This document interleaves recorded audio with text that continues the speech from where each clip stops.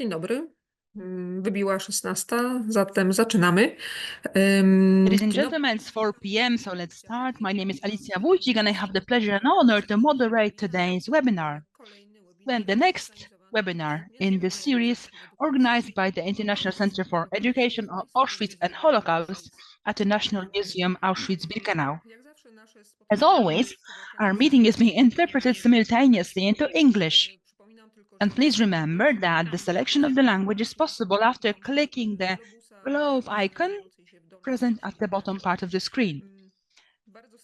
I want to kindly welcome all of you, ladies and gentlemen. I know that among us we have people who are our faithful guests, faithful listeners. Want to welcome everyone. Also those people who have joined us for the first time, our webinar. Thank you very much, and we're happy that you're with us. I want to welcome also the interpreters who shall support us in terms of the language, the speakers, and we shall slowly start our webinar. Today's meeting will take slightly over 3 hours, and it will be composed of 2 lectures conducted by historians of the Research Center of the National Museum of Auschwitz-Birkenau, which will be divided with a short break. And the topic of today's meeting is the zone of interest of the Auschwitz camp. Zone of interest, meaning the area of over 40 square kilometers, which was managed by the SS and was formed after the removal of the people inhabiting Babice and Broszkowice, Brzezinka villages, Harmęże, Rajsko, Budy, and also the Zasole neighborhood. They were resettled. The creation of the zone of interest was a result of the aim of the authorities of the camp to remove from the areas the witnesses of the crimes committed by the SS. Also, another aim was hindering any contact with the external world for the prisoners of the camp. Also, an important factor was the willingness to confiscate the lands around the camp and to use them for the camp agricultural purposes. And within 1943, there was about 8,000 to 9,000 inhabitants resettled from those areas. Over 1,000 buildings, residential buildings, were deconstructed, and also farm buildings. The material obtained this way, mainly bricks and wood, was used for the construction of barracks in Birkenau. And in the zone of interest, there was also 8 subcamps, and from those subcamps, prisoners went to work with the maintenance of the fishery ponds and also with agricultural works or breeding farm animals. And the ideological and economic aspects of the creation and functioning of the zone of interest of KL Auschwitz will be presented in the lecture of our first speaker, Łukasz Martyniak, PhD, from the Center of Research, National Center Auschwitz-Birkenau Museum. Łukasz, the floor is yours. Good afternoon, ladies and gentlemen. In the beginning, I want to thank you for the invitation to the International Center for Education about Auschwitz and Holocaust. Thank you for finding the time to listen to what we have to say. And ladies and gentlemen, I want to start with referring to research matters regarding the zone of interest of the camp. Every once in a while, as a result of conducting studies, archive queries, we find more and more new documents. Also, I want to mention that it's not easy to tell in detail the story of the zone of interest of the camp. And however, for our today's meeting will be a presentation from my side to you of the latest studies regarding this administrative unit. I today received quite a lot of emails from the participants, and the content was quite surprising for me because I was asked about the film that recently appeared, Zone of Interest. There were people who expected position of the museum towards this film. Unfortunately, I shall not refer to this matter. My speech will refer to the administrative unit called the Zone of Interest of the camp, and a unit that was something unique in the whole system of concentration camps, because only here in Auschwitz, such a zone was created, a zone that was excluded from the jurisdiction of civil authorities. And the only authority was performed here by the commanding officer of the camp. And I want to present to you how this zone of interest was created, what were the ideological aspects of that, and how later in further months the situation developed in this area. Ladies and gentlemen, I have prepared today a short presentation where you can see a range of documents, plans. I'll try to also, as clear as possible, present to you the particular stages of the development of the zone. I have to here admit that the analysis of documents is very difficult. The language that is being used is really very difficult. And without a professional dictionary, specialist dictionary, sometimes it's very difficult to understand this language, but we shall cope with it. Ladies and gentlemen, the Auschwitz camp, we actually cannot completely tell when the order was issued to establish. There is no written document. We know it was in the middle of April 1940, and there were plans for creating here. The first plan was that a quarantine camp was supposed to be formed here for 10,000 prisoners, who later on were supposed to be directed to the area of the Reich, to other concentration camps. However, this idea was not in power for too long. I would like to present to you documents which demonstrate that practically from the very beginning, Auschwitz was foreseen as the largest of all the existing concentration camps for 30,000 people. Here we can see the pre-war plan of the situation plan of this area.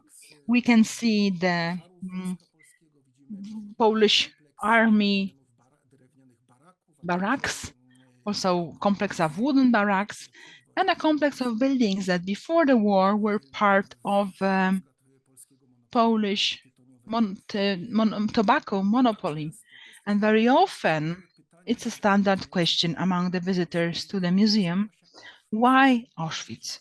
We know that Auschwitz, the town of Oświęcim, already before the war had good communication connections, but the most important thing was that here there was already the appropriate infrastructure, I mean the buildings. On the one hand, we got the complex of military barracks, the buildings that pre-war belonged to the Polish tobacco monopoly.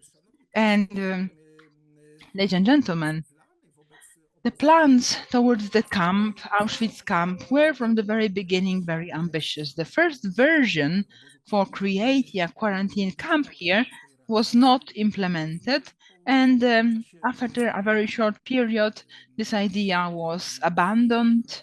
Implementation of this idea was abandoned, and in accordance with the order of Richard Glucks, the boss of the group of officers and the main administrative economy office of the Reich from 1st June 1940, in Oświęcim, there was a plan to create a camp for 30,000 prisoners and military barracks for 6 guard campaigns.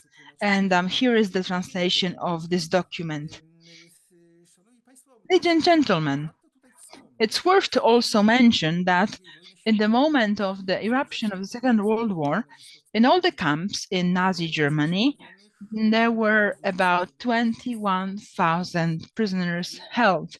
So based on this document, we see that Auschwitz from the very beginning was supposed to be the biggest of the existing camps, concentration camps. And On the 14th of June 1940, the first transport arrives to Auschwitz, and the further days and weeks we have further transports with Polish prisoners. The Auschwitz camp was established for Poles, and the prisoners who arrived to Auschwitz with the first transports, towards them, there were not yet specific plans. There were no, maybe this will seem absurd, but there were no specific plans which direction the camp would evolve. This means that what activities, what works, such a lot of prisoners would perform here. And the first prisoners who were kept, who were put in Auschwitz, were hired, employed in the area of the future camp. Hired, well, they worked in preparation of all the infrastructure, but they were prisoners, of course. That was work as prisoners to prepare the camp for the arrival of further transports. The consequence of these plans for creating here the largest of existing concentration camps required the necessity to introduce processes aimed at isolating this area.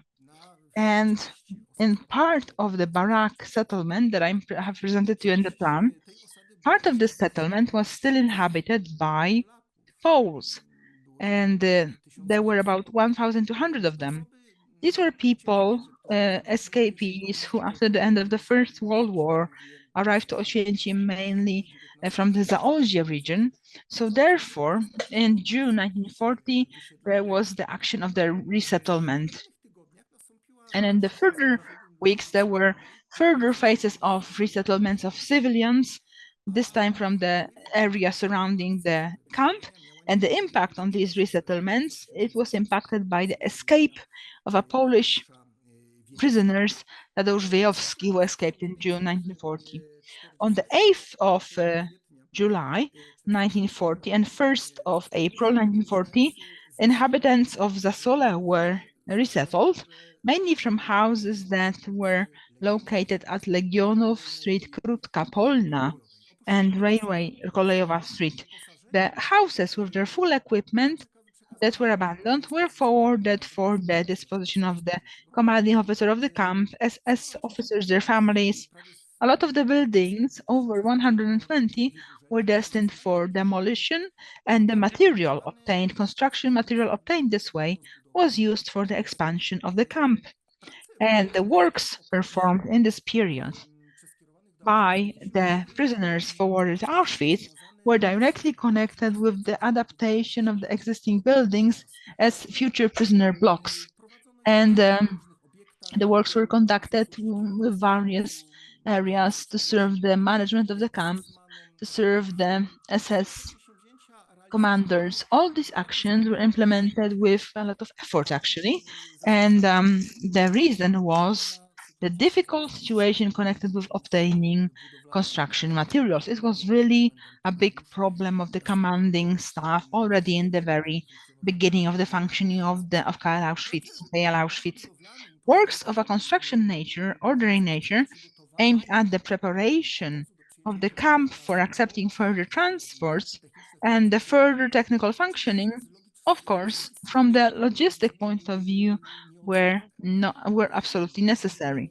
A high number of prisoners, constantly increasing staff, guard staff, also meant the need for appropriate level of food organization. Therefore, already in June 40, they started the implementation of further undertakings, which proved to be a priority in terms of the functioning of the camp, so agricultural activity. And in the very beginning, it was quite marginal. However, as with time, it developed to a huge level not found in any other concentration camp, and it became an important and unique specific factor of KL Auschwitz operation. In the first months of the existence of the camp, there was above all the management of agricultural land and the breeding farm animals in agricultural farms by the resettled Poles in the houses that Poles were resettled from. Already then, the first prisoner commands were created, and these groups were working in agriculture. 1940, still, there was a several group of group of SS men. Their aim was organizing a agricultural and animal breeding complex. The manager of this group, which later on was the initiating part of the division of agricultural manager, was the Hauptschaltführer Reinhard Thompson. And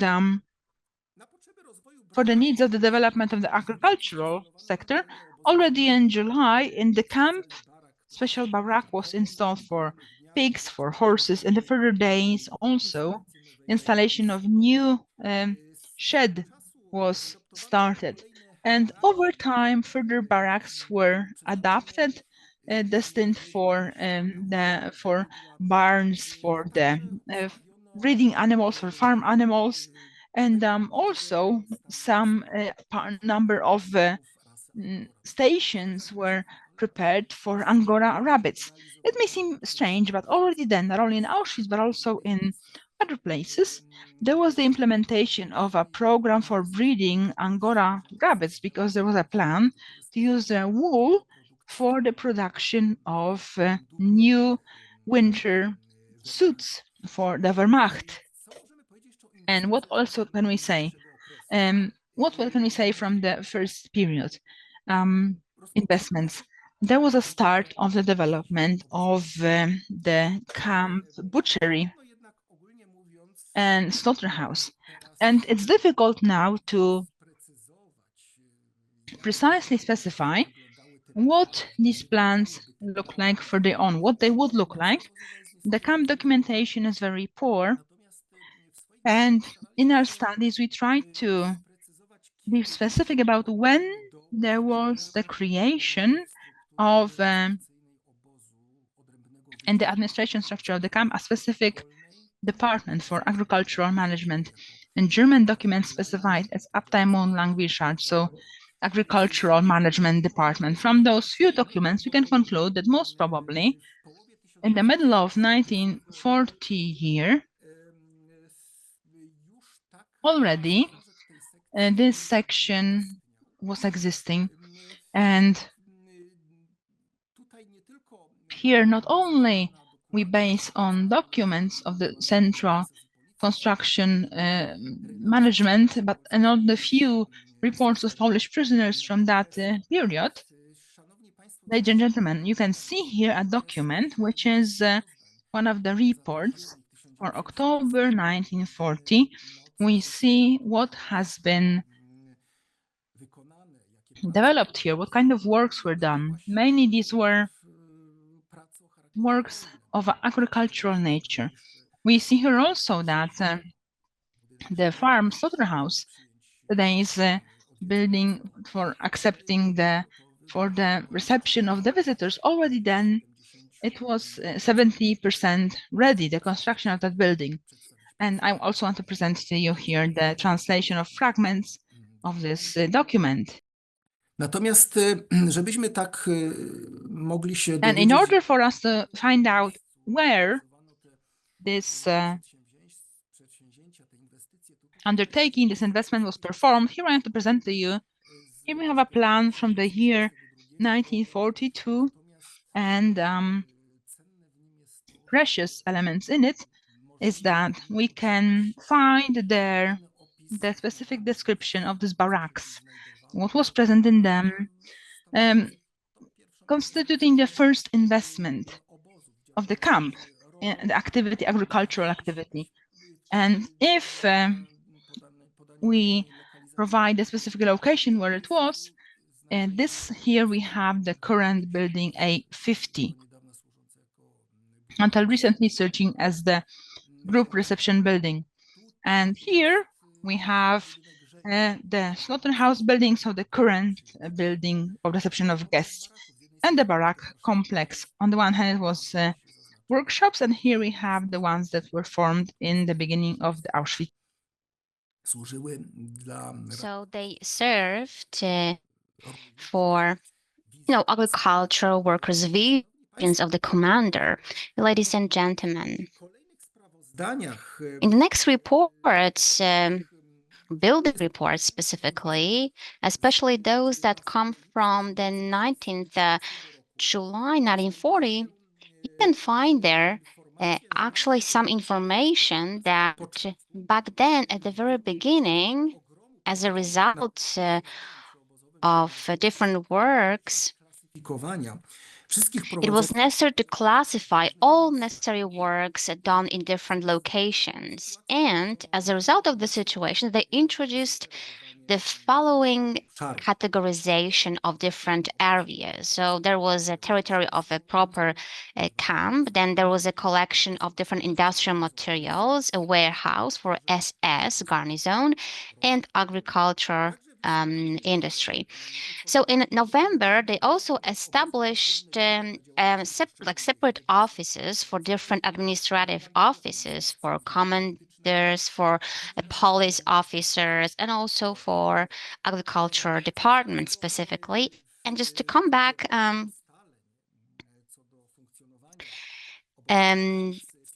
to this classification, the first months of its functioning and all technical organizational stuff were done back then, and actually couldn't foresee nothing special first in the functioning of the camp, what actually happened in the future. And the analysis of the documents that we have now and any relations or information given by the former prisoners and that we can actually read in the biography by Rudolf Hess, they actually represent different commotions and chaos, complications, and sometimes chaos, as I said, and brutality of SS men against towards different prisoners that were working back then. So a thesis might be actually concluded.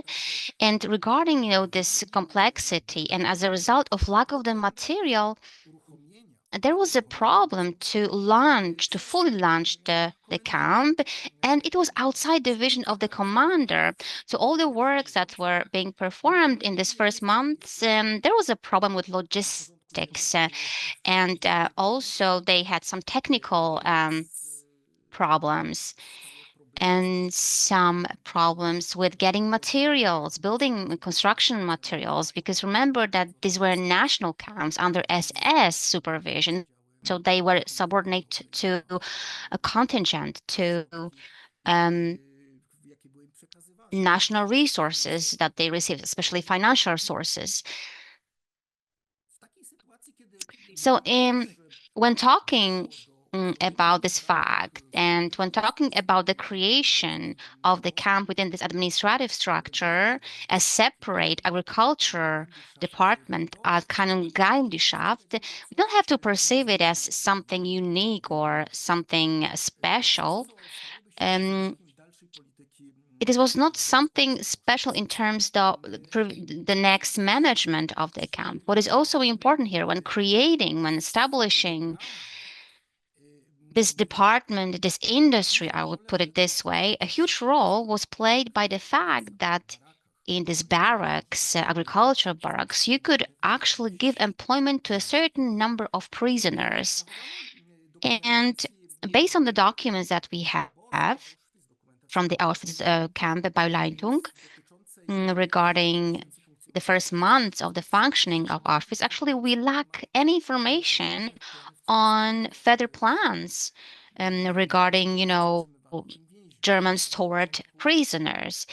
At the very beginning, it was understandable, I would say, because according to the first vision, a quarantine camp was supposed to be created. And if so, then it didn't have to take care of giving employment to the prisoners because they were supposed to spend there some time and then were supposed to be taken to other camps.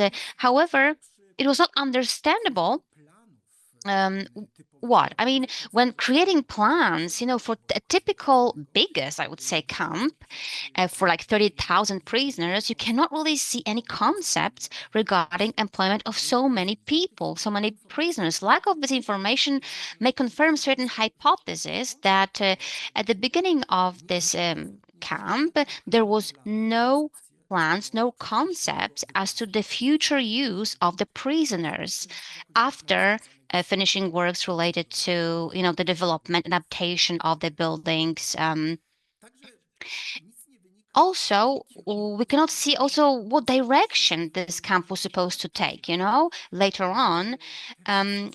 It was only all these visions that were supposed to crystallize later, and they were related to certain undertakings,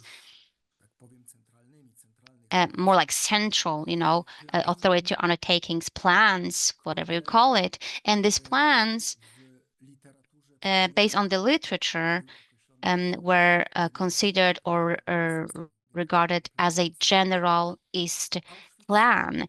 The Auschwitz camp, as you can see in the analysis in the report. I hope my monograph is going to be published this year, because I wrote, I actually studied the role of the Auschwitz camp in this period. So it became a very significant element of this whole plan that I mentioned. What can we say about this general East plan?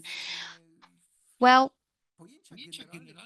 this term itself, like this general East plan or settlement plan, that's what you can find. These terms you can find in different documents. They are not really similar to each other, because they were created in the period between 1930 and 1940, actually too. So in spring 1940, the Professor Hans Thomas Mayer, he actually presented like Himmler, certain indicators, certain guidelines entitled "The Rules of Developing the East Territory." And in July 1941, there was another version that was published of this plan, and this undertaking was called then the General East Plan. So it changed its name, and this presented guidelines, rules of development of this East Territory, considered as significant evidence that confirms the German intentions of Germanization of this eastern part of the territory, of the western part of the territory of Poland. And it was important to note that they noted there that all these activities could be done after deporting the Jews, right? So it was possible only after deporting Jews, and it was supposed to happen between 1940 and 41. So for this deportation, the settlement, they estimated around 3.5 million of people, and the Germanization process of the territory, the land itself, was supposed to take place by increasing the number of Germans, German settlers in general, that were supposed to be directed or taken to this land, to this territory. And ladies and gentlemen, when introducing or presenting a plan, any plan, well, I always have to say that Saint Czesław Madejcha is a great figure, because thanks to him, we know a lot about these Germanization plans, this General East plan. And this plan is a copy of the plan that Professor Madejczyk actually drawn up when he started handling this problem. So you can see, this marked yellow lands, yellow territories, areas that were planned, actually intended to Germanize, actually.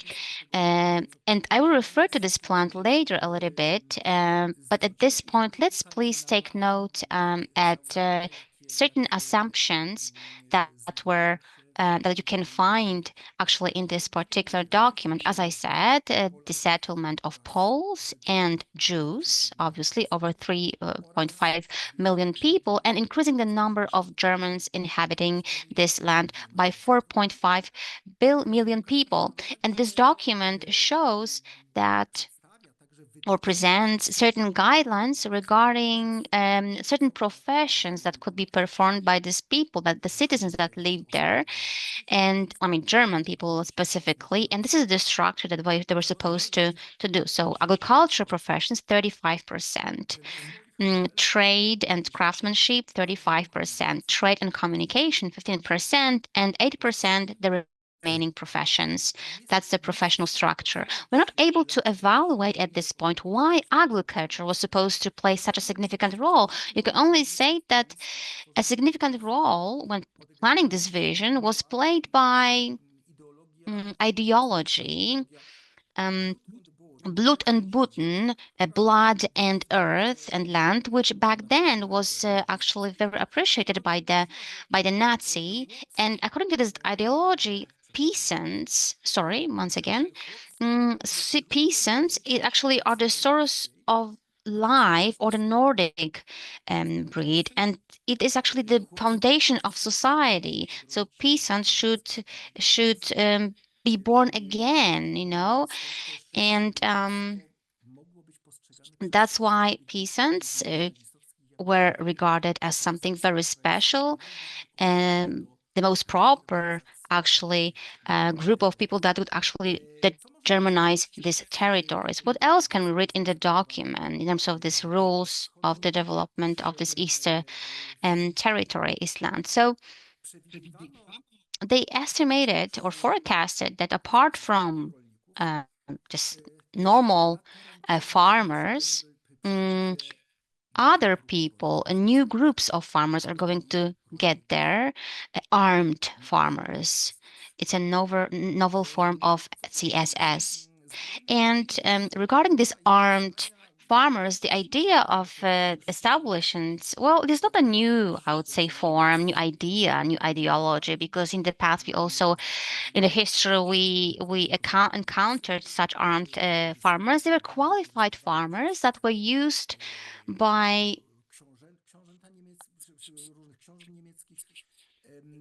different, German princes, and they could use. They had a lot of privileges, but they had to be very loyal towards their princesses. And as a result of any conflict, they were supposed to stand on the first line, and they were supposed to defend their princes, kings, and so on and so forth. So according to the assumptions made by the authors of this first document, well, these armed farmers,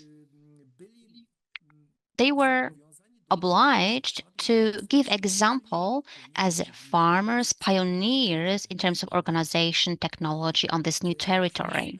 So they had to meet certain criteria, certain conditions. They had to be clear in terms of breed, and also in the number of children. They had to, do what they were supposed to do in terms of such obligations. They had to be qualified farmers. So again, let's come back to this plan, this territory, this map, and I would like you to take a note of this. You can see that these areas that were supposed to be Germanized by settlements, settling farmers, armed farmers, and these are the areas of Warta and also Gdańsk, Western Prussia and Ciechanów area. However, we do not have here any concepts as to the implementation of these plans on the Upper Silesia territory. And actually, this is where the Auschwitz camp was located. So we can read here that the areas of Katowice area, Katowice, well, these territories are referred to as less interesting in terms of political zone, and they were supposed to be impacted not by the development of trade institutions, but actually the development of the existing heavy industry. So in the existing version of the rules of the development of this Eastern territory, this document was actually prepared between April and May 1940, right? So Wehrmacht had a lot of successes actually in the West back then. So the question comes to us, in the face of such a situation where Wehrmacht had no problems in implementing their military goals, as accomplishing these goals, well, what about the next months then? Was there perhaps a certain supplementary form how to develop this Eastern Territory. Well, there's some information on this in this subject, and we can actually get this information from the autobiography by Rudolf Hess. And let me quote this fragment for you. November 1940, my first oral report at Himmler's about Oświęcim. I described everything very specifically, describing any gaps, any irregularities. Himmler had no standpoints in this regard. He only said that as a commander, and I have to actually do something about it. And that's my problem, how I do it. I have to improvise because it's war going on. His interest was bigger when I was talking about the whole territory and explaining based on the map, and he changed his standpoint. He actually moved to planning. He gave me some guidelines, tips, and noted out everything that was supposed to be created on this territory. Oświęcim was supposed to be an agricultural experimental station for the East. Any other experiences should be done only there. You have to create laboratories and also plant breeding departments, and also animal, livestock, anything. So, ladies and gentlemen, it is quite interesting, and there's a lot of emotion on the Himmler part, right? In this fragment, when the subject of their conversation became agricultural stuff, right?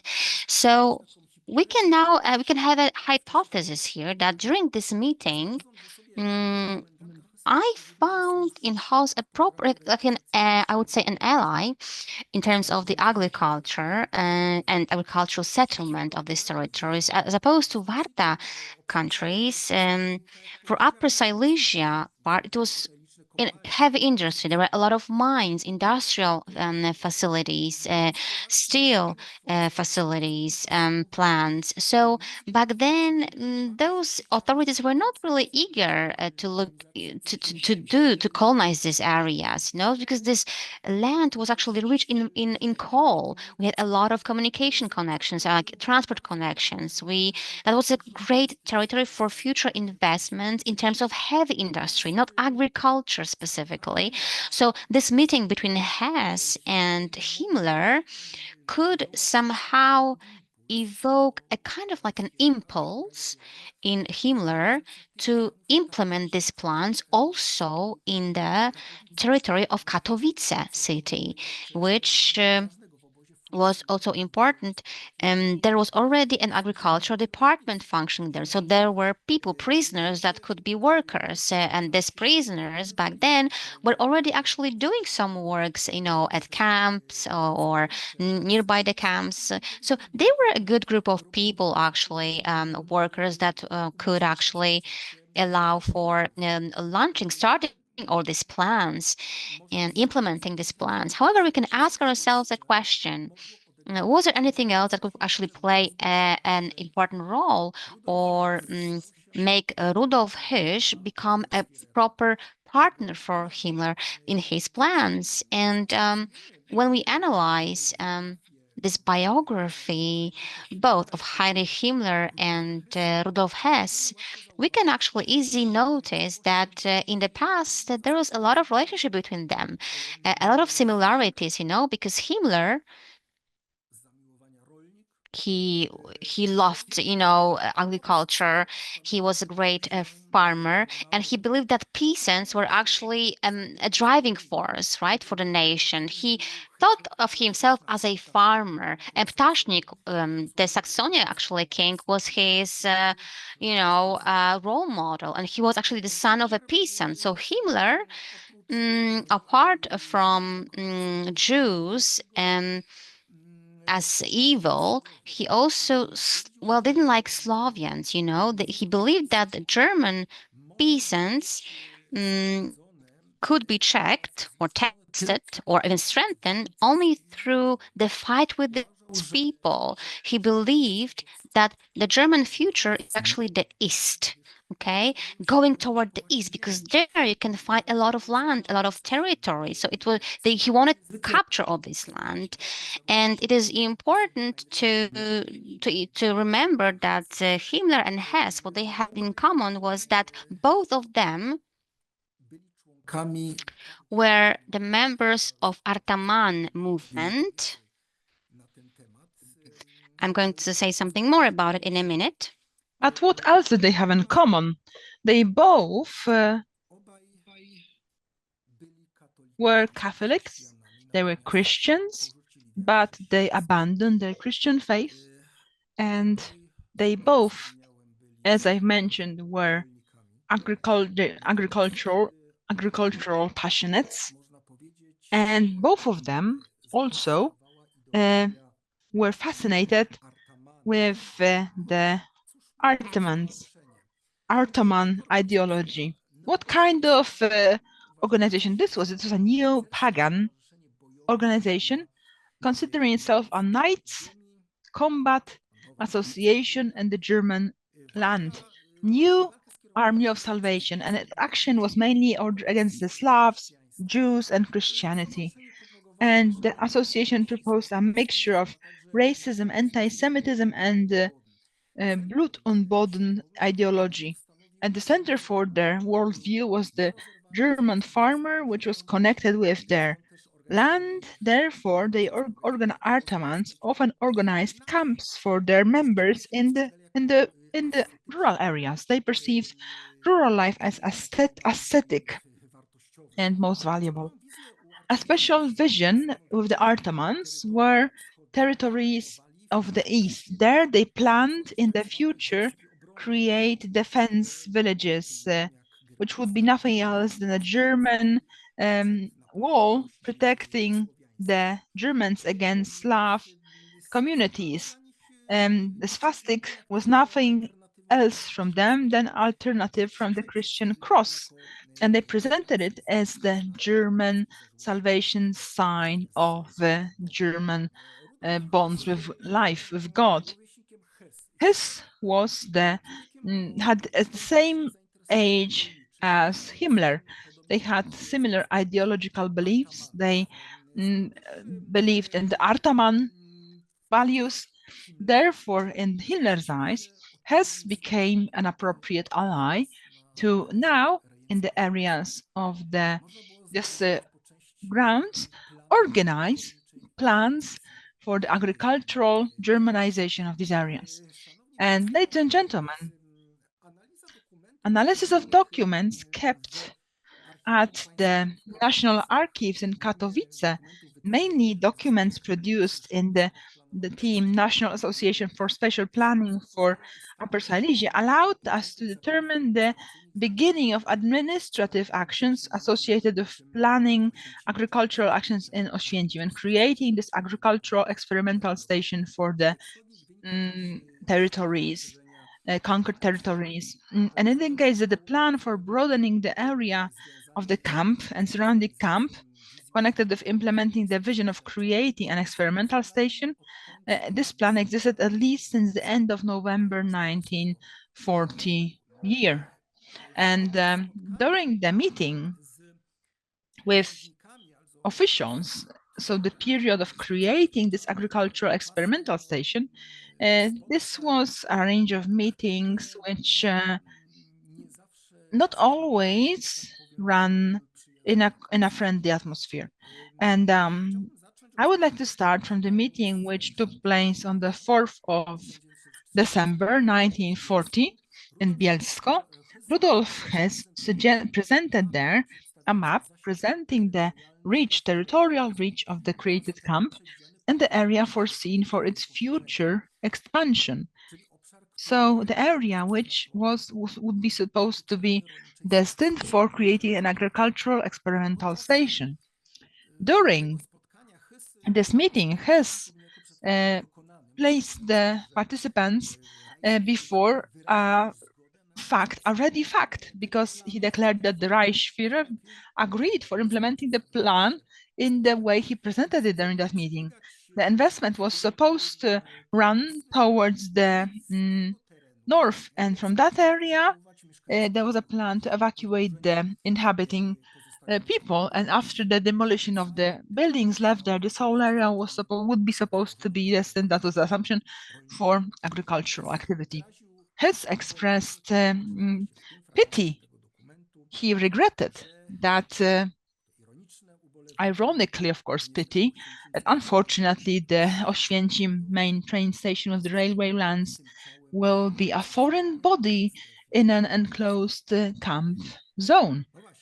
Yes, and engineer Gerhard Ziegler, representative of Gauleiter of the Upper Silesia province, competent in matters of spatial planning, in the letter to the commanding officer Hiss from the 23rd of December 1940, expressed already then his concern with the planned investment and quite serious concerns. He noted even that his permission, his consent as a planner, that will depend on the clarification of certain details referring to the utilization of this area, further utilization of this area. He was even willing to actually accept only those works, mainly dewatering works, which would directly serve for the functioning of the camp, directly in the area strictly of the camp. Whereas absolutely, he did not consent for the total isolation of this area and taking it from the jurisdiction of the civil authorities, because the assumption was that the only authority in this area would be held by the SS commanding officer, camp commanding officer. Ziegler absolutely expressed his disagreement for such a situation, and in which there would be a total fencing out of this area, and therefore there would be a complete isolation of this whole zone. And that was the that were his arguments, whereas he presented also further aspects, we can say now from the economic point of view, much more important, because planners from the Katowice district were not willing to accept this idea of an agricultural experimental station because Oświęcim had a developed railway communication infrastructure. And near Oświęcim, there were coal deposits. Therefore, the development of some area that would be outside of the jurisdiction of the state authorities might result in serious complications in the implementation of investments in this area. Already then, it was being mentioned that an enclosed area of the zone may result in difficulties in transport. And what will happen if there is a need to conduct repair of the railway tracks? It would result in further formalities to be solved. That was the concern, the greatest concern. And besides, also difficulties in implementing future investments, mainly therefore that there already were first plans for the development of Oświęcim, near Oświęcim, a development of a coal mine. Rudolf Hess, in his letter of 31st December 1940 to Ziegler, informed that Reichsführer Himmler approved the plans for expanding the camp in the scope that was presented and expressed approval for the form of its management. So you can find the content of this document. Expansion of the camp was approved by the Reichsführer, and its management was discussed with me and considered by the Reichsführer as appropriate. Despite this fact, Gerhard Ziegler, here once again a document, he was not planning to resign. In June 41, he contacts the then deputy of Gauleiter, Fritz Bracht, and Fritz Bracht was an ally of Himmler in terms of plans of the conducted policy, Germanization policy, to Germanize Upper Silesia, and certainly willing to mitigate the existing situation, he declared to Zimmler that expanding the camp is not foreseen as a permanent area. I want to quote here to you. You have it in the document. And in this undertaking, the point was, above all, to give work to the prisoners of the camp who would be responsible for the appropriate preparation of the area for the later on agricultural and garden activity. As can result from the answer provided to Ziegler by Bracht, KL Auschwitz prisoners were not then taken into consideration as target workers in the agricultural areas in the zone. Their task would be to create an appropriate basis for the agricultural activity for other farmers. And in the documentation of the Central Construction Board, Waffen SS and Police in Auschwitz, practically there is no information about creating an agricultural experimental station for the conquered eastern areas. This proves one thing, that the investment creating a station was not strictly perceived as an investment of the camp. And it was not an investment, the purpose of which would be to create accommodation places for prisoners of subcamps. The prisoners implemented in this area already then some works, construction works mainly. There were barracks being developed for the farm buildings. Some of them also were developed, employed in agriculture, but the activities of the prisoners in that period were only based on finishing the works begun and resettlement of Polish farmers. There was a need to secure the farm animals, the crops. The question is actually when the first plan was created, when the first document was created, which we could call that it was a document showing the agricultural experimental station, its size. This is this plan, and from February 1941, interest zone of the camp. That is the official name, right, of this agricultural experimental station. Here, ladies and gentlemen, we're not just led by the fact that we have Brzezinka camp marked here. As a result from the documents, as a result of problems with paper was limited in the supply. There was an imposition to in the future use old plans, old documents, and put on them updates. Therefore, we see here the Brzezinka camp. However, the date, February 1941, tells us clearly that plans for creating the camp in Birkenau were also then present. What's interesting is February 41, the same month, there is also a creation of a project for special planning for the Oświęcim town and its surroundings. The author of that project was Dr. Hans Stoss, author of this Musterstadt Auschwitz, and he presented in this plan quite an ambitious intention to settle urban areas with Germans. The original version foresaw settling here almost 407,000 German settlers, but the project, besides this presentation of particular districts of the city and existing possibilities for settlement, indicated also an area near the camp. This was this area which was foreseen by Himmler for the agricultural development. And from the content of this document, we can conclude that the area of the future zone of interest, future agricultural experimental station, was supposed to be limited in such a way so as not to collide with the development of the town.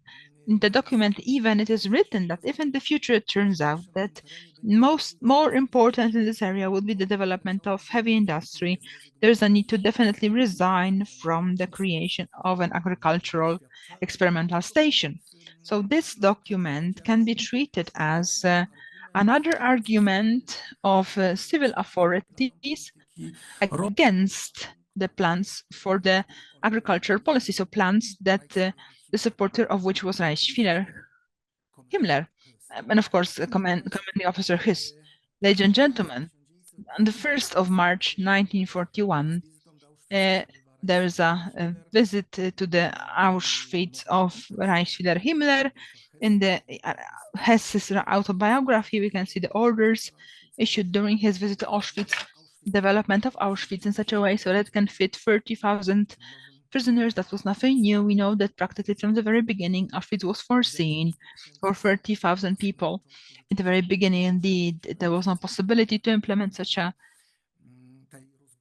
this expansion because the camp was coping with huge problems in terms of construction materials. The next aspect, developing in the village of Brzezinka a camp for 100,000 Soviet war prisoners, and for a longer time, this is no longer valid. We know when the Brzezinka camp was created, it's September 31. And then in the camp was supposed to develop Idefarben concern 10,000 prisoners for the development of a new factory in Dwory. It was necessary to develop the workshops in the camp and manage this whole area around the camp in terms of agriculture. And surely it's important not to question here the reliability of information about him. The Himmler issued order to continue works on the agricultural development of the near the camp area, so creating an experimental station here, and these areas. This actually area. This can be farmstead. This can be confirmed by the analysis conducted by the Auschwitz commanding officer and the administrative actions, and also their advancement. So the visit of Himmler constituted an important stage in the implementation of this project, and it was also a strong impulse for further actions connected with the plant installation, agricultural installation. 8th of March 41, there's the start of the resettlement, Polish people living in Puławy. The next week, 7th to 12th of April, very similar fate is the fate of inhabitants of Babice, Brzezinka, Harmęże, and Rajsko. Only a few of them were left because these were people who were necessary for work in the industry, in the Upper Silesia industry, and the abandoned area. To the abandoned area, the Germans directed Auschwitz commands of Auschwitz prisoners to secure the needs for the needs of the camp, the left equipment, and the demolition of residential and economic buildings and farm buildings. On the 10th of April 1941,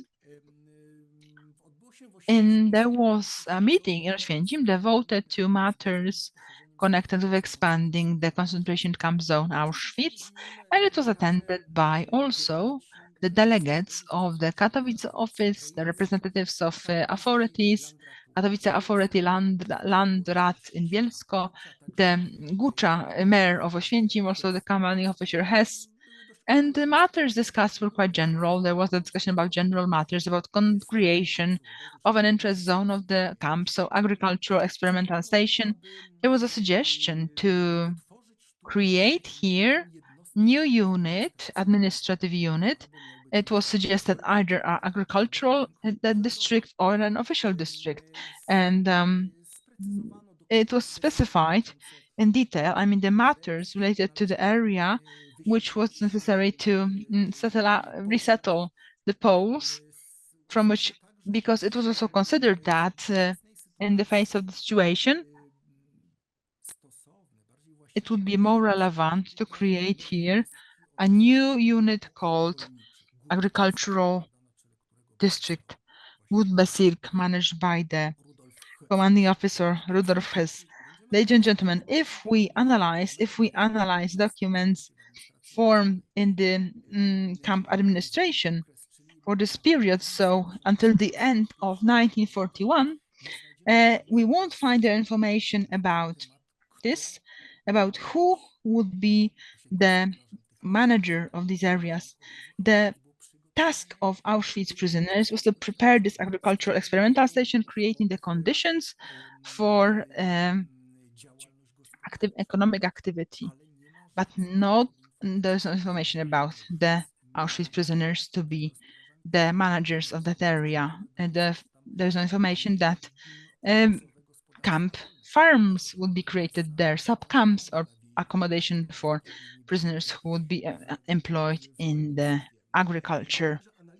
At the same time, the analysis of documents from the archive. The analysis of the documents based in the archive in Katowice allows us to get clear information on why it was created, who was supposed to be this new host for this land.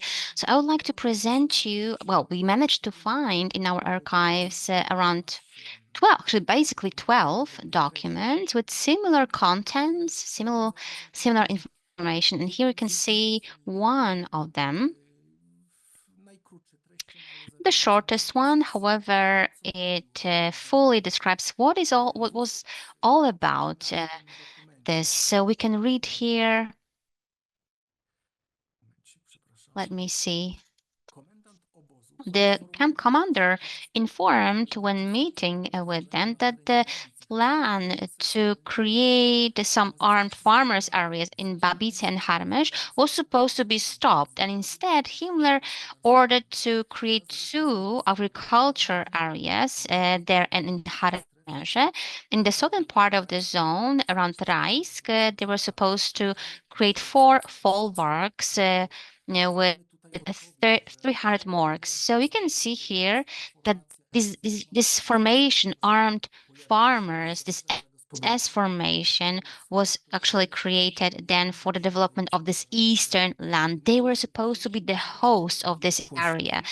If we take into consideration the size of this zone, the question comes to our mind, this Harmęże, Babice, where could they be perceived as locations to create this farmer villages? No, I think it was about creating in this location some centers, maybe education centers for armed farmers. The guidelines for the development of this, East land gives information that each armed farmer had to receive around 60 up to 200 hectares of land of the best quality. So, well, there wasn't such a big amount of land. So that my hypothesis is that they were, I think they wanted to create some institution center where these farmers could get some knowledge on, farming and agriculture, but this is just my hypothesis. We lack documents in this regard, so it's only, my hypothesis.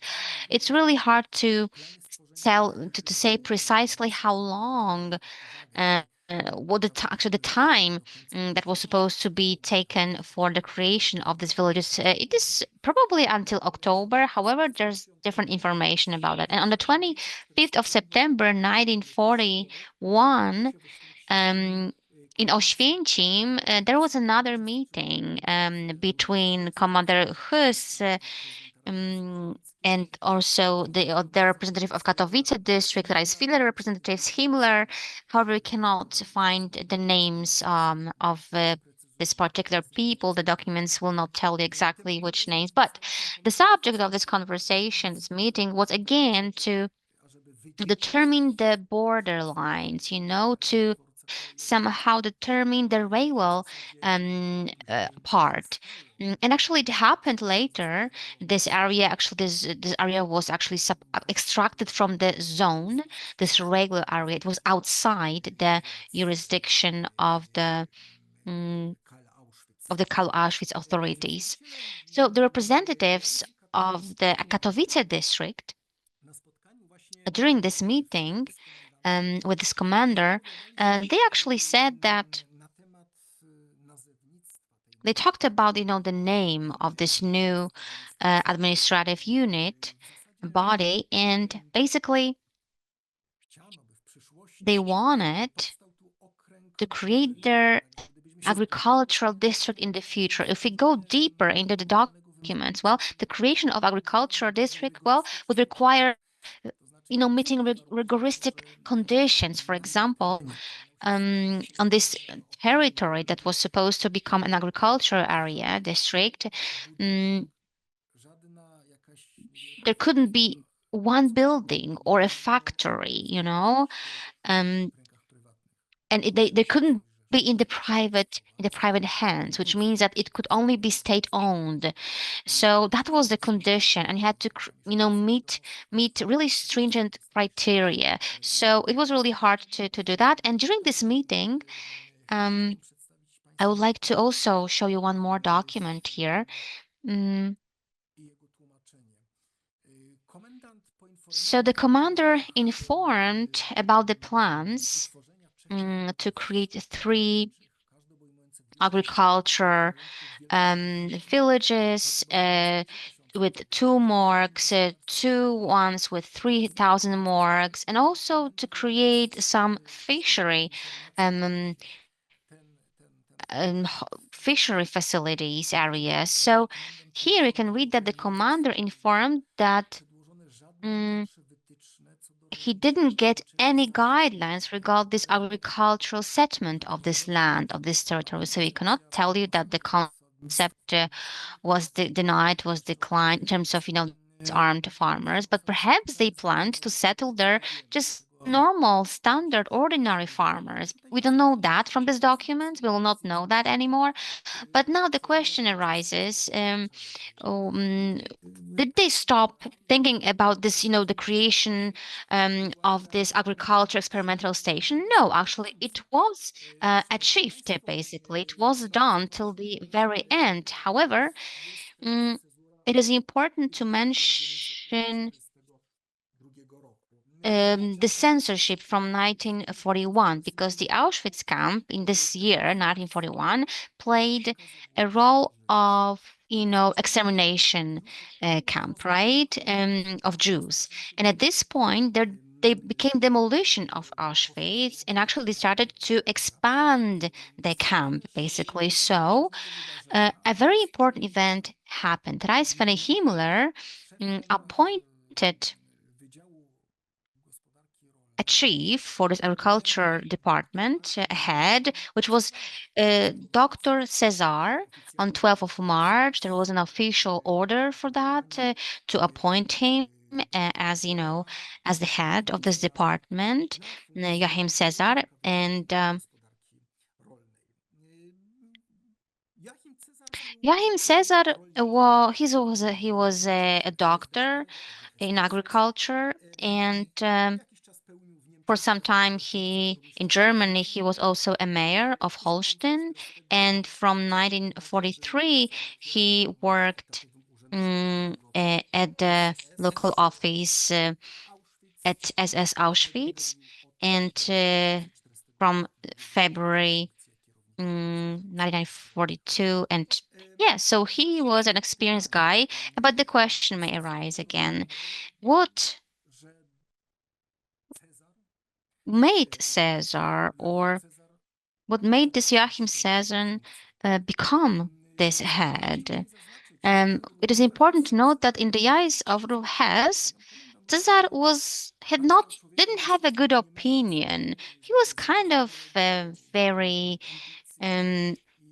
ambitious, but he was also kind of like conceited. He wanted authority, he was kind of ruling guy. So despite all this negative, this drawback, this negative point that has actually pointed in his biography, he actually appointed him a head of this department, despite these negative features of his personality, character.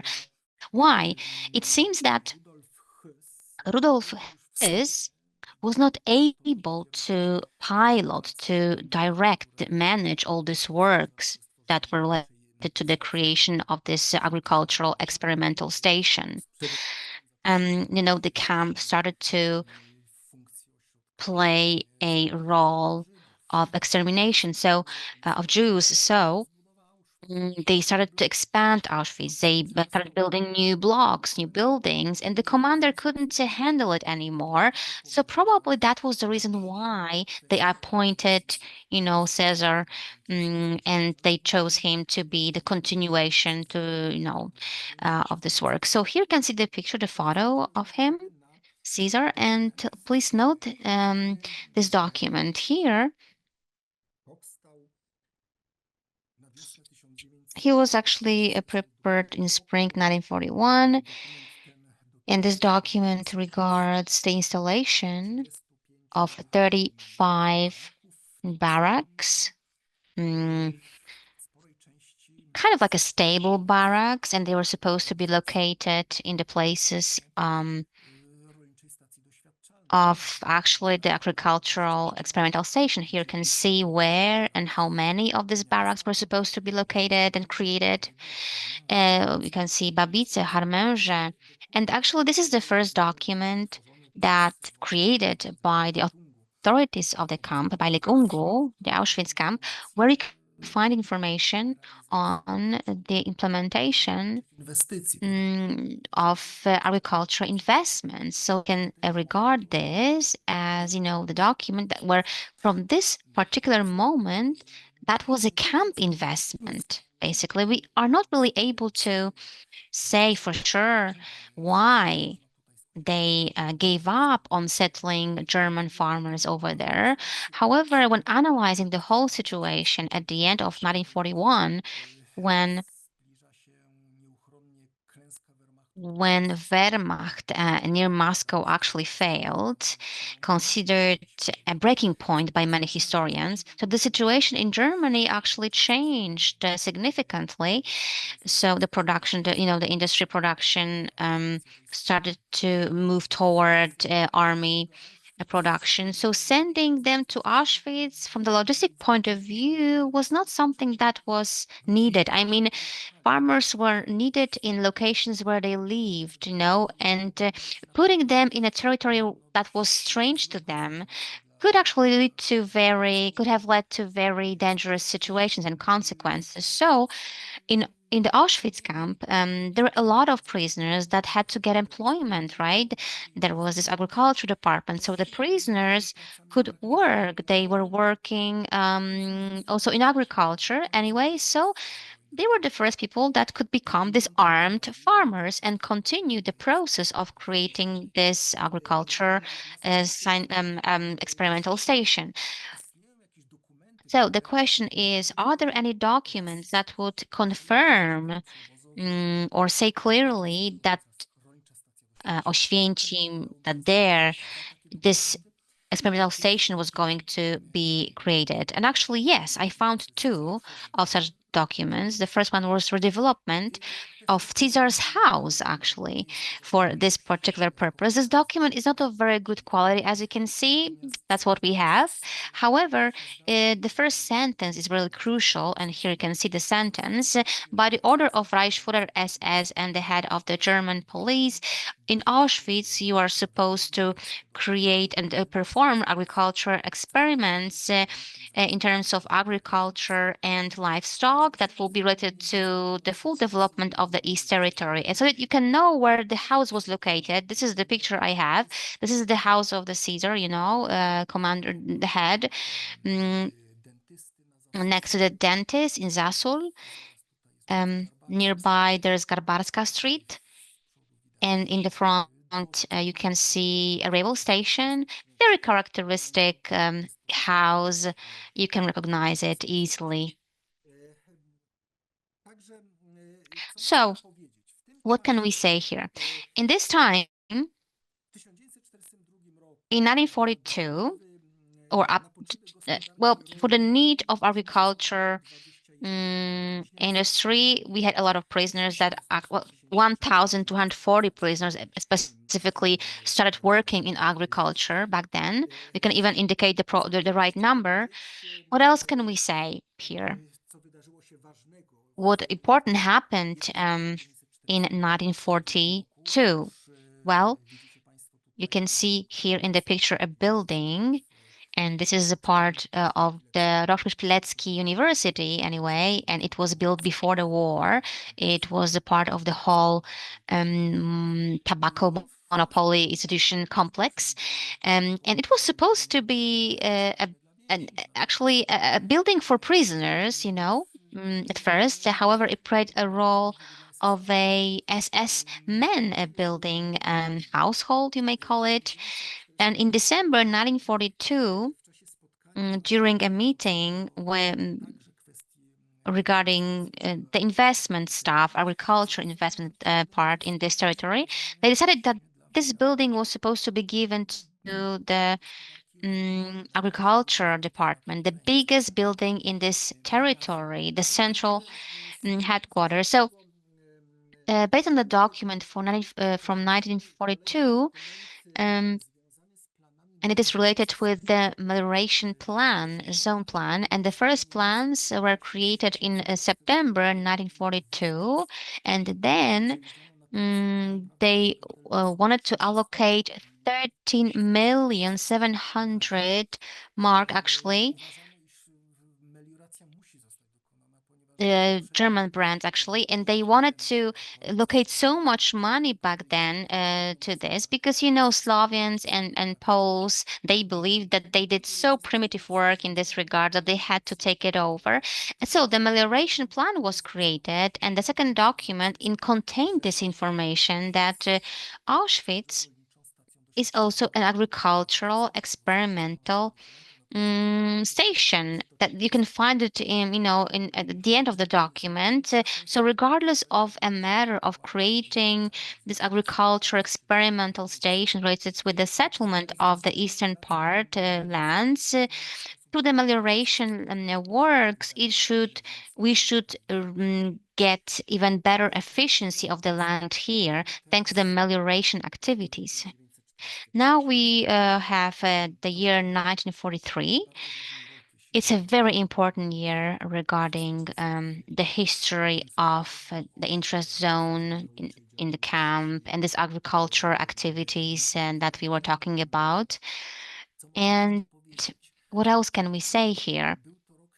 That was a year when another subcamp was created, Auschwitz-Birkenau.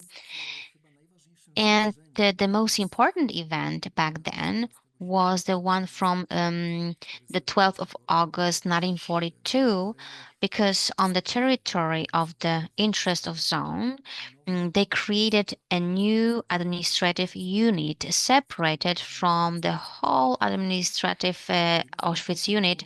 And this unit got a name, Camp Agricultural areas. It's I would say, agricultural SS entrepreneurship.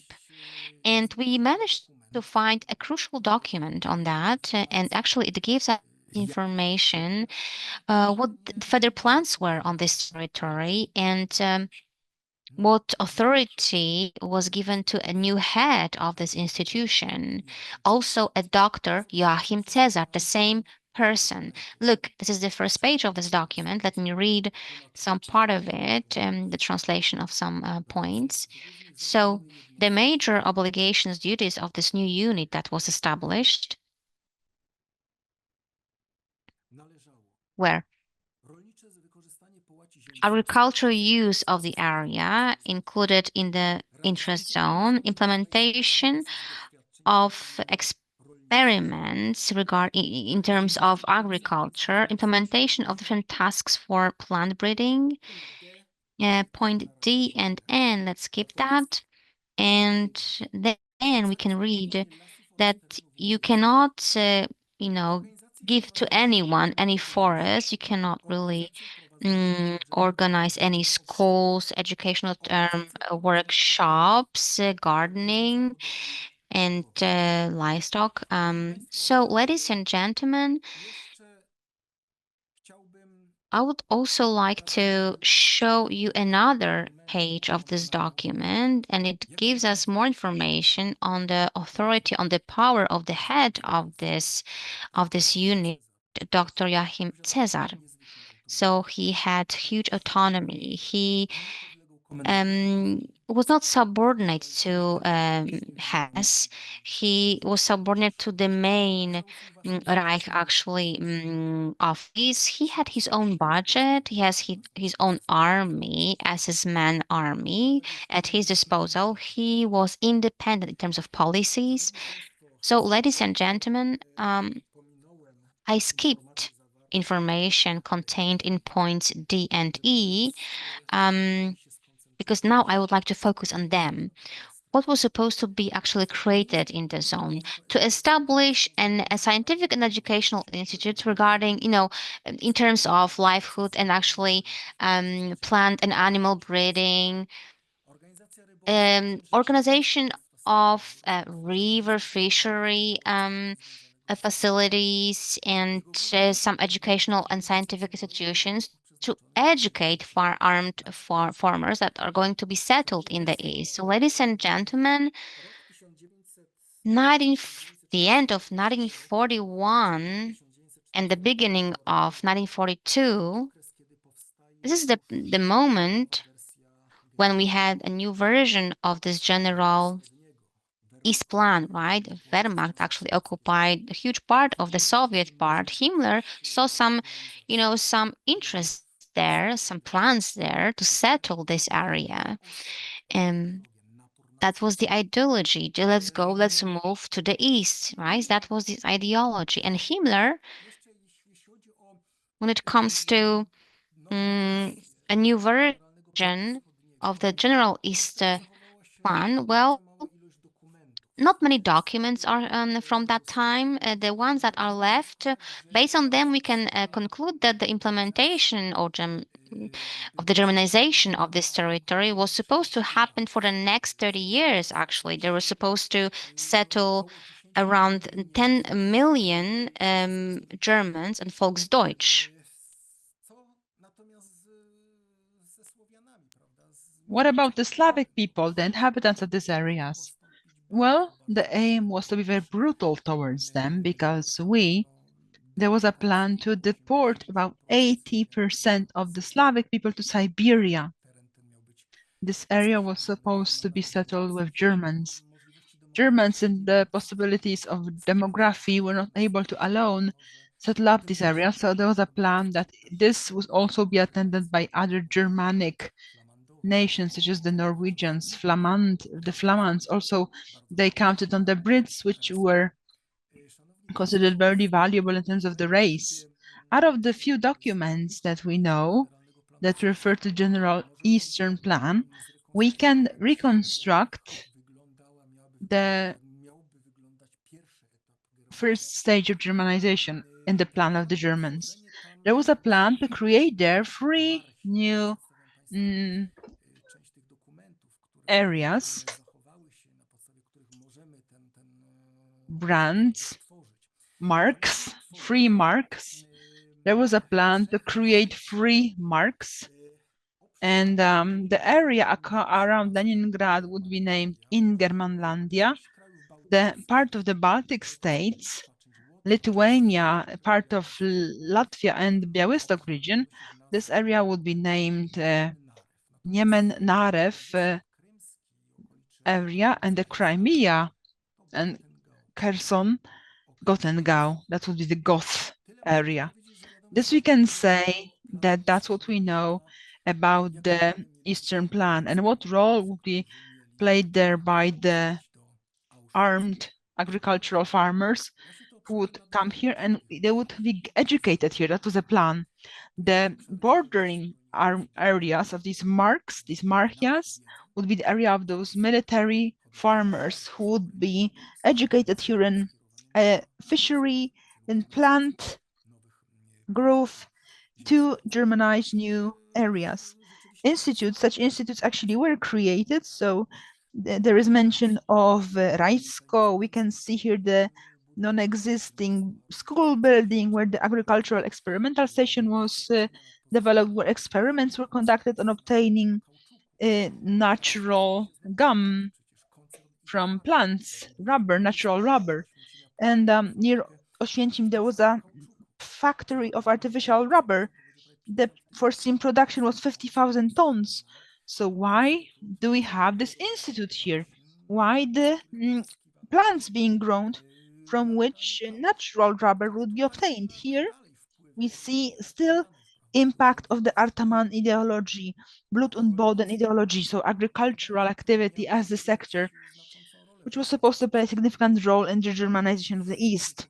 And in a relatively, it would be easier to implement this vision in eastern areas. I mean, create huge farms where certain plants would be grown and obtain natural rubber. Great areas of land were available there, and slavery, Slavic people, slaves.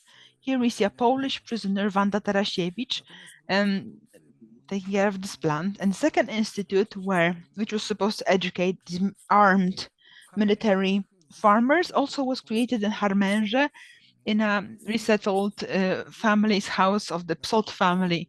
We don't know much about this institute.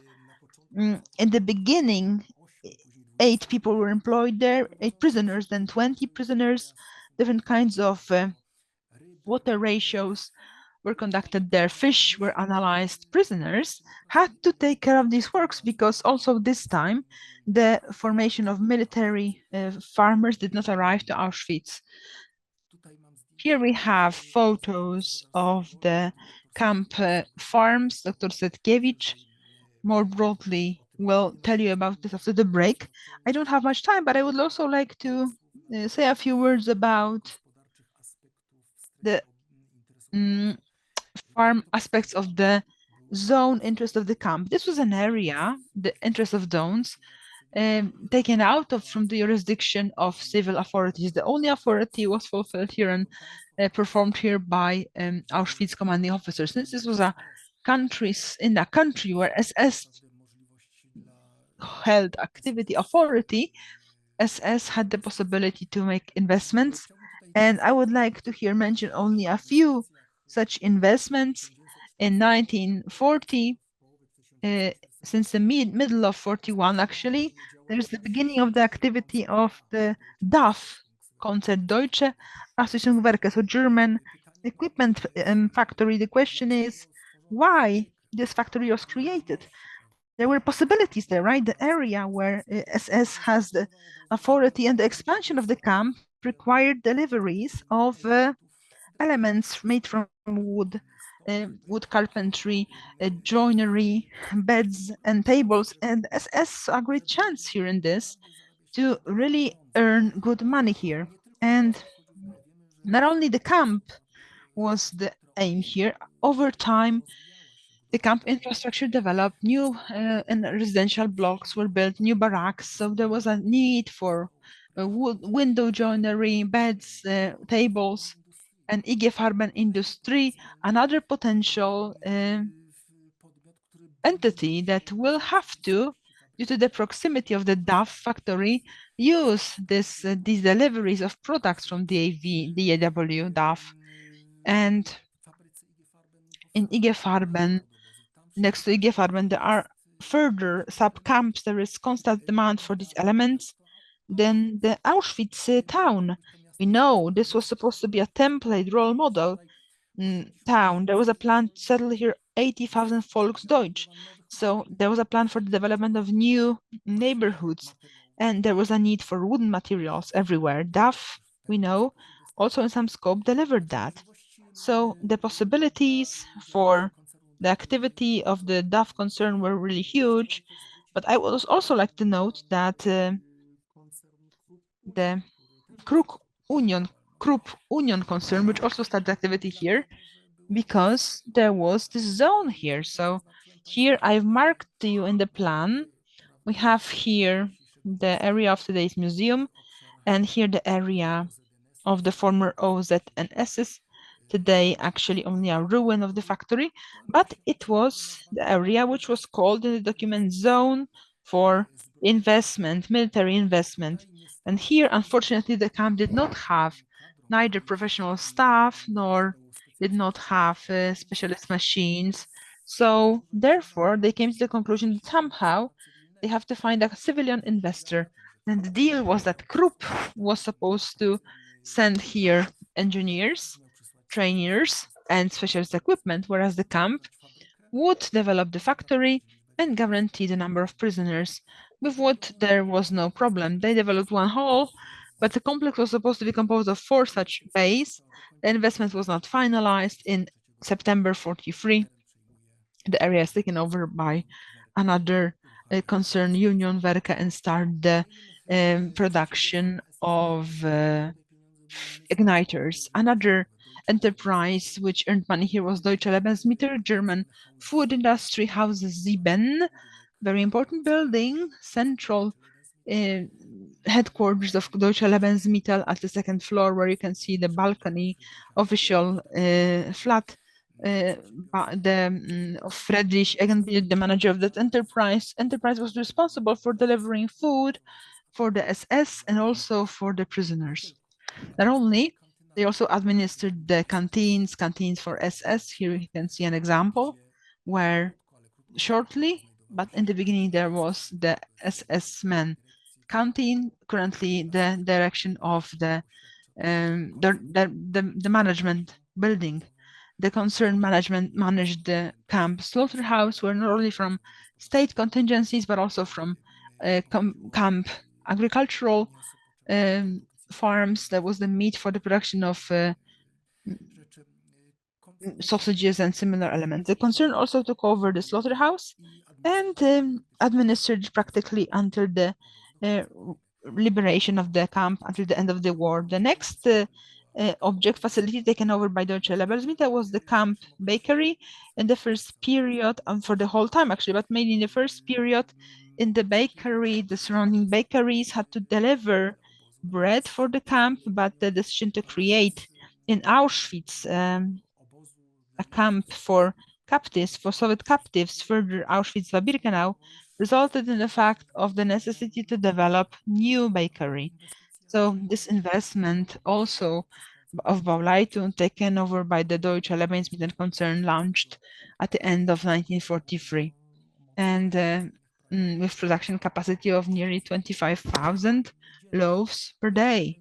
And the next investment, Babice mill today in the Niva, the Deutsche Lebensmittel concern really could earn very good money here. We are not able to find what kind of money because you don't have sufficient documentation, but due to the fact that the camps were state institutions, they were subsidized by the state. So this money was used by SS, right? So the prisoners, if they had the possibilities to use the camp canteens, but Deutsche Lebensmittel as the administrator did not have any competition. So people were just had to purchase in camp canteens only, the ones that were run by Deutsche Lebensmittel. So the zone of interest of the bank ideologically was created as a agricultural experimental station, but the situation constantly was expanding, and the occupiers noticed the possibility to make money here. Therefore, the investments conducted. Ladies and gentlemen, in the end, I have to say one more thing. We are not able to find whether there were any plans to expand the zone of interest. Analyzing the accessible documentation, you can suspect that yes, but due to the lack of documents and the lack of specific documents, this has to stay in the a question. Thank you so much for your attention. I just want to convey the information that still this year in the Oświęcim Journal, in another with editions, there will be my article, a monograph about the zone, and I have presented there particular stages of creating the agricultural experimental station. You can find there also a range of interesting in documents, so please kindly be patient, and this year it should be published. Thank you so much for your attention. Thank you very much, Doctor, for the interesting lecture during which you presented to us the origins of the zone of interest, how it was created, what intentions the SS had and what the ideological aspects were here for the functioning of this area. Thank you very much. And I want to ask you, ladies and gentlemen, for a short break. Let's meet again at 22:06. Then we shall start the second lecture plan for today. So see you in 5 minutes. Thank you very much.